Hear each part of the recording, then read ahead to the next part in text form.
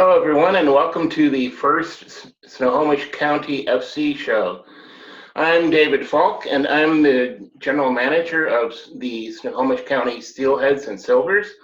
And in this show, we're going to talk about what's happening in soccer around Snohomish County, specifically with our club, but also sometimes around the world too. And I'm joined by Dahan Kesim. Daji is his nickname. He's our head coach of our men's team, and he's also the director of soccer, the technical director of soccer for the entire club.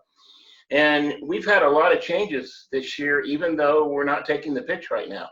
So one of those changes we're going to talk about first is that we've added a women's team. The women's team will be playing elite semi-pro adult soccer in 2021. But a lot of that is still in the formation stage, and we want to share with you some of the things we're working on. So, Daji, tell me about starting a women's program and why SnoCo FC wants to do this. First of all, thank you, and thanks for welcoming me here. I am wearing my Steelheads stuff as well, even though there's Gala in the back. And I got the awesome. This is really old from 2017. That's a good one. Yeah. It doesn't have our star yet, though, the championship star. I don't have that either. That's an old one, too. I'll paint it on. I know. I will draw one right there. Yeah. We're excited about it because, number one, is honestly, I'm a big fan of the women's soccer team, the U.S. national especially, and I'm a big supporter of the giving them as much respect as possible, like as well as I believe in. I don't know all our members of the supporters do or not, but I believe in the equal pay, and I believe in the women to be recognized as they've been the most successful, probably international sport in the world arena, if you think about it, for the United States. And women's soccer has always been, I've been a big fan, especially in the United States. So when we were talking, David and I talking about possible women's program, I was really super excited about it. I think it's going to be really good because a lot of girls, in our area, the Snohomish County, is very, very talented. And they literally don't have anywhere to go, and just like our boys before, and we kind of opened the door for them and created that opportunity for them, created a organized environment for them, and they became successful, and they were extremely happy. They felt like they're local celebrities. Even that one picture they take against Crossfire last year when we won the league, that like smiling and tongue out, and that just shows how well we did for them and giving them a home. And I really want to see more of that kind of pictures in our future with the girls. And honestly, no offense to our boys, and I'm the head coach of the boys, but from some of the girls I've been training in the Sunday sessions, girls team might have more talent than the boys team, to be honest. So it will be a very exciting opportunity for Snohomish to have such amazing young ladies to be out there playing high level soccer, and as well as being a good example to younger girls. Like in my club especially, we want them to look up to somebody, and I think that will be amazing to have that. So I know Coach Kim is really excited about her girls being able to come to a Snohomish County Silvers match next year. So we're excited too about the Gala girls, not only providing players eventually, but also being able to come watch the Silvers play. But at SnoCo FC, we're not afraid of the unknown. And in fact, it's kind of how we operate. We look at the big picture and we don't know what's going to happen, but we keep, like a steelhead, we keep jumping upstream and working. And with the women, that's where we're at right now. We've said, yes, we want to have a women's team. And the unknown is COVID, who's going to be our head coach, what league might we play in, what's the timeline for getting things done, what are our uniforms going to look like, who's going to help run the team. these are things behind the scenes that we've talked about and we've been working on. But that timeline is really something that we should chat about. We don't even have a head coach yet for the women's team, but it looks to me like while we're sort of thinking about things behind the scenes and always looking for sponsors and help paying for these things, that the head coach is probably going to come in January before open tryouts. What's your thought about that timeline for the head coach? You know, I've been listing several names, and obviously once we get everybody squared up and see their availabilities, you and I will discuss how we're going to do the final process of possible interviews and all that stuff. We have a couple names, and you're aware of some of them. It's been the toughest part right now is the availability due to the COVID, and also you know, some of the coaches are worried about you know, their families, and they don't want to be out right now, and I understand that as well. So I have been training the girls on Sundays, and different type girls every week comes in. Very talented bunch, like I said. It's been different. We've been doing small groups going alongside with the phase 2 governance expectations. So we are following the rules. And I honestly, hopefully by January, everything is going to be cleared. That's our ultimate goal.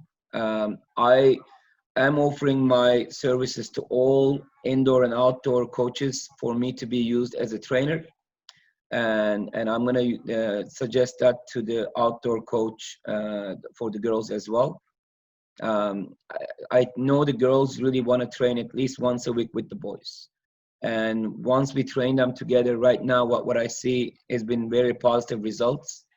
Boys seem to pick it up because, you know, the girls are there and they don't want to let them down. And girls also maybe technically more gifted, but intensity wise, the boys really pick up their intensity. So I think it kind of helps both of them. So I'm kind of excited about outdoor to have that option. Obviously, you can only do those when the restrictions, you know, are lifted. We can't really do that many people in one field yet. But I mean, I'm looking forward to have that kind of opportunity. I mean, my like vision on that will be at least once a week we train together, and then the coach has his own training sessions with them as well, and we are willing to help out wherever we can.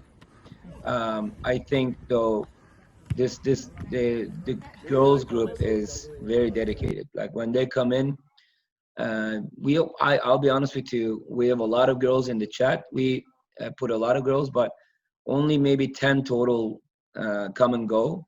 But the 10 that came is extremely dedicated and motivated, and they work a lot harder than our boys, and they are on time, they are stretching, they act like professionals. When with the boys, they were used to just scrimmaging and stuff, so we literally had to show them this is going to be an organized entity and you need to be training this to improve yourselves. With the girls, I don't have that feeling. It's more about I want to get better. When they come in, they just want to get better. You know, that's a different perspective than I had with the boys.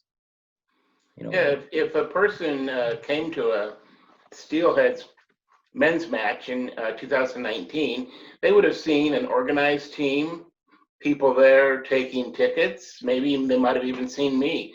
They would have seen, you know, full nice uniforms, fans in the stands, a whole souvenirs and food for sale, things like Thanks that. to you. They would have seen a whole organized situation.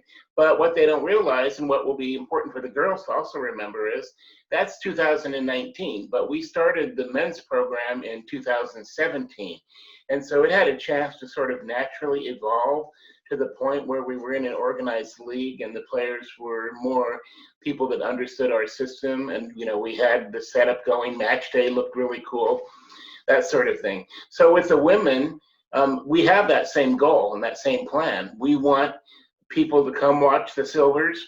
We want them to be in a fan setting where they're sitting in bleachers and they're cheering and enjoying it. We want people to pay, for tickets to come in and support the girls and make it as semi-pro as we possibly can. But we're not sure. That's part of an unknown thing. We're not sure how quickly we'll get there. It sounds like you're giving me a few little hints there that with these girls and with their friends and stuff, we might get there sooner with them than we did with the guys. I mean, we've learned some things, right? We know how to put on a match now and do that sort of thing. But if we look at the timeline for the girls, for the Silvers, it sure looks like head coach in January and open tryouts in February, depending on what also happens with COVID, but also with our friends at the indoor, because there's going to be a women's indoor team in Snohomish as well. So we'll have to coordinate with them. And then scheduling friendlies, and then figuring out whether or not we're in a league. So we do have a plan, but there's just so many steps we can do before the plan kicks into place. But for fans and for players that are out there wondering when it's going to start, that's our basic timeline, is they can look for tryouts in early spring after we announce a head coach. And then we'll build the program out from there. Yeah. But you and I could comment right now on who we're going to play and how that might look. Because the Steelheads men, they didn't join a league for a couple years. And we might be in that same position with the women, although there are other things we can share about that. But talk about the women opening with playing friendlies. What do you think? I think we honestly, that's a little bit of your department and my department together. You've been amazingly helpful keeping it organized and finding those friendlies for us. It has not been my expertise to find those teams and arrange that schedule, so that'll be your department. So I'll ask you that question in a second, but I'm 100% sure we're going to be able to arrange some friendlies together, working together, and I think that's going to be exciting as well, because honestly, our success came, like you said, is because they learn our system, and to learn the system and being organized, all that stuff came from the friendlies. And we slowly started testing some waters, and sometimes, we looked at some of the very talented players that didn't fit in the system of the coach or the rest of the players, and they left to go to somewhere else, and we pick up players who are more dedicated to that system or to the coach, and became like completely steady entity, and I think that's why girls will need some time anyway. But because of what we created, David's our organization behind scenes has been amazing, and I tried to keep it organized in the soccer field, and I thought we did an amazing partnership because of that. And I think, like you said, the league play, I think, is going to be taking a lot less time, because we have already proven ourselves that we pay our bills. We are not a dirty organization. People respect us. People look at our club and say, that's the team that we want to play, and we want to beat. That's a team that is a challenging environment. Like last year, only David and I know this conversation on the phone. After the Timbers game, I told him this thing, and even though we were like probably fifth place at the time, we started with a tie and a win, I think. And I said, we can win this league. Like the way that we played tonight, Timbers, I'm going to do some weird math and get a point here, maybe tie a point there, and this and that. We can really win this league. And we really showed Timbers, and that's a lot of those players getting paid to play for Timbers U23 team in the USL2, I think, right? Yes. Mm-hmm. Yeah, USL2 team. And I actually met one of their center mids, a guy who played in Croatia professionally. And we played against those guys, and we almost beat them, and we should have beat them. There's some questionable calls there, but honestly, we played incredible, and I think that's kind of started our thing. But the process of reaching to that organization, to tactical part of the game that we actually achieved, it took a while. And I think the girls going to go through that. But like I said, because we learned from our past, I'm hoping that it's going to be a lot quicker. Yeah, and one thing I would chat to like all the girls to understand is that we're building this for them, but it's going to require their input and their patience, just like it will with all of us. Because sure, we would love to have the money and the talent and the infrastructure to eventually play in a regional league, something like the Northwest Premier League or the nationwide Women's Premier Soccer League, which are two of the options. There are teams and people we know who play in the Women's Premier Soccer League for Issaquah or for Pacific Pac Northwest or some other clubs. And then, of course, we know a lot of teams that play in the Northwest Premier League. But that doesn't mean we're ready to jump into that now, because we will know when we're ready, and the girls will help us decide that. We will be listening to them. We will be watching them to see how they perform. We'll be seeing if sponsors and everything comes in, and together we'll make that decision. But I did want to share that the friendlies could be against some teams in those leagues, which means the girls can expect that they're going to be challenged, and they should be ready to represent Snohomish right away. But for some of our schedule, we're already hearing that the Western Washington Premier League, which our men's team plays in, that a lot of those clubs are interested in women's teams. Yeah. So we could end up playing a Nito Aguila women's team, a Kirkland FC women's team. There are other clubs, perhaps in.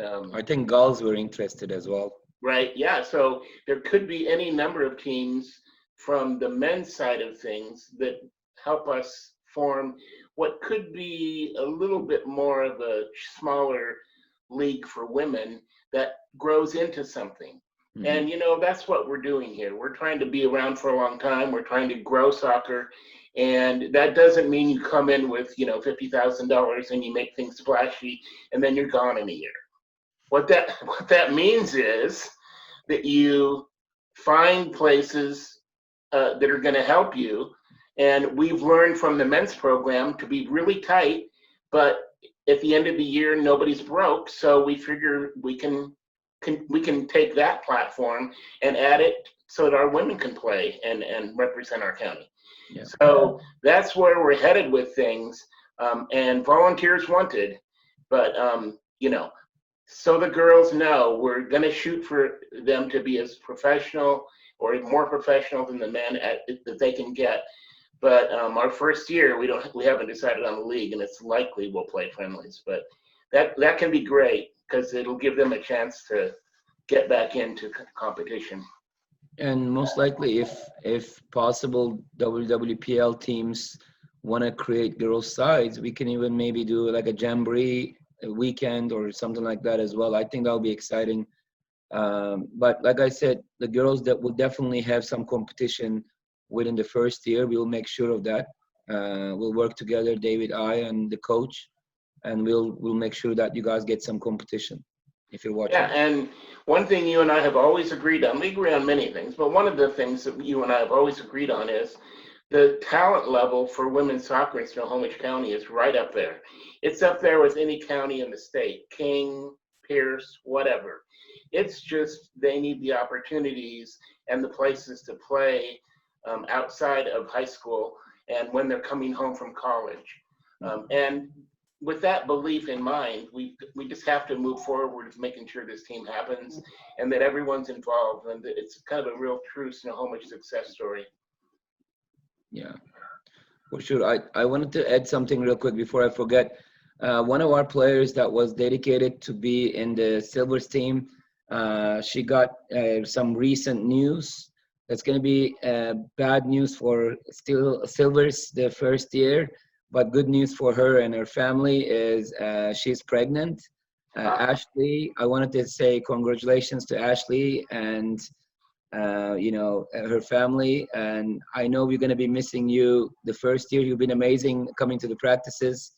beast player. She can play goalie and forward. And you know, I'm really happy for you, and I'm sure that I'm gonna coach that kid one day. Thanks for your dedication, though, during the time that you didn't know you were pregnant yet. But when she found out, she let me know that she's gonna take a little break, obviously, and we might not see her right away, but in the second year we'll see her. So I'll give you Congratulations, the name. that's Yeah, great. thank you. Okay, yeah, and so for those of you interested in our women's program, hey, you can always check out what we've done so far at snocofc.com, and you can email us at snocofc@gmail.com. We're on lots of places like Instagram, Twitter, even Tumblr of all things. Yes, we have a Tumblr page. So we want to connect with all of you in Snohomish County that are interested in women's soccer, and stay tuned in future SnoCo FC shows. As we're building the Silvers program, we will update you with what's going on. And we'll just leave this segment with a little story about how the Silvers came to be. We had talked behind the scenes that we wanted them to represent our crest, which you see in the background, and that we also didn't want to call them the Steelheads women because they deserve their own name. And then we would have to call them the Steelheads men, Steelheads women. Maybe it's not that difficult, and we love the name Steelheads. But we went on a search and we talked a long time about, can we keep our crest, but what names could we use? And Daji, we had Coho on there, which I still sort of like, but it has problems. Yeah. There was coho. There was what other fish were in there? We ruled out salmon. That didn't make any sense. Trout. Yeah, that was weird. I think mainly we focused on coho, and then you came up with the silver idea, and I think everybody liked that one. So I just didn't know what it was until you explained it to me. Right. You know, because I think it's kind of like a nickname, right? Yeah, a lot of people don't fish, so they might not say, I caught a couple silvers.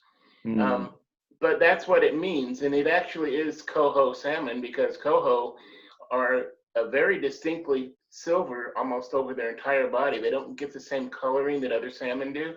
And so fishermen talk about catching silvers all the time. And silvers are a fish that really fights. You know when you've hooked one because they give you a hard time.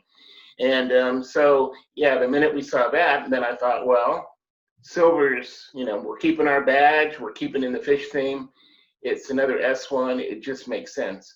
But silvers are actually coho salmon. But so the dream of SnoCo coho, alas, that alliterative dream fell by the wayside. There's no SnoCo coho. Yeah. Oh wait, that's good. But there is the silvers, and it's the girls and us together will all make it just as strong as the Steelhead name, and we will work to make sure everybody understands the differences there. And but everyone will be proud to wear the badge and say "Go Fish" and support our new hashtag We Are SnoCo. So what's your last final comment there on the new women's program coming up in 2020? I am super excited. Honestly, I am excited about our indoor programs starting up, but the girls program is just going to be so exciting. And we have some girls that are interested that used to play for the Sounders Women's and stuff like that. So it's such an amazing opportunity for local people to go watch a game, and I'm super excited for them. So, and I love the new logo, and like you changed our fish to a little bit silverish, and I love that. Like I'm so excited to see them in action. So. Yep, go fish, go silvers. That's the right way. All right, thanks for joining us for this episode of SnoCo FC show. The next time we get together, we're going to talk about Gala FC, the youth club that's connected with SnoCo FC, with the Steelheads and the Silvers. And I'm excited to hear what Daji has to say about updates and what's going on over there on the youth side. Thanks, everyone. Thank you. See you soon. Bye.